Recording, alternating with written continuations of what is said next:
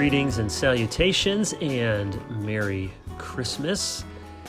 This is a piece I wrote for World Opinions entitled The Promise of Christmas. Amid curses and judgments, here comes hope. Earlier this year, I discovered two podcasts that have quickly become favorites: American Scandal and American History Tellers. I'm sure I'm late to the party here, and many of you already listen.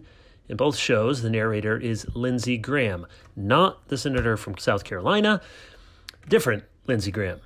His voice and his style are unique. He tells each story by bringing you into the event as if you were there and by describing what you are experiencing in the present tense.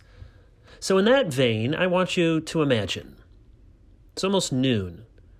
The weather is ideal, 72 degrees, sunny, slight breeze, low humidity. You look around and everything you see is stunningly beautiful. The trees, the grass, the sky, the river in front of you, the hills farther in the distance, they are all amazing. The sound of birds overhead is pleasant. The animals are all perfectly playing.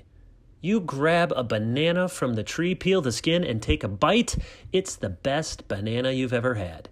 You share one with your best friend standing next to you. You look at each other and smile. It's another perfect day in paradise. Literally, because you're a man, you are Adam. If you're a woman, you're Eve.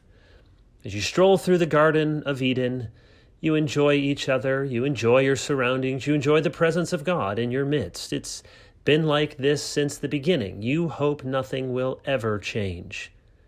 But just then you see a snake slither up to your feet. No reason to be alarmed. Snakes have never hurt you before. Nothing has ever hurt you before. But then the snake talks. He talks to you about God, about yourself, and about a fruit that is forbidden by God, but the snake wants you to eat. You don't know it at the time, but the snake is lying to you. But you've never been lied to before. You take the fruit, and you eat. Both of you eat. You would hope that nothing would ever change, but now, in an instant, you know that the world will never be the same. All of a sudden, everything looks different. You notice that you're naked. It's embarrassing, so you quickly stitch together some makeshift clothes to cover yourself. Then things get worse. As God starts to talk, God has always been the best thing about the garden, but now he sounds disappointed, angry, concerned. He asks where you are and why you are hiding. He asks who told you that you were naked. He asks about the fruit that you both ate. Then he speaks of curses. He curses the serpent. He curses the ground. He tells you that work will be painful. He tells you that childbirth will be painful. He tells you that pain has been found and paradise has been lost.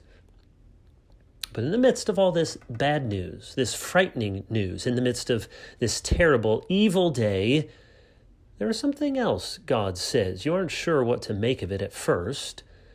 God says that a child will come from the woman, and that this child will be at war with the snake. The snake will bruise the heel of the child, but, and this is what gets your attention, the child will crush the head of the serpent. What a strange word. And yet, for the first time since taking a bite of the fruit, you feel something like hope. For in the middle of curses and judgment, it sounds like God is making a promise. Over the next hundreds and thousands of years, that promise will grow and grow until one day it enters the world as a tiny child.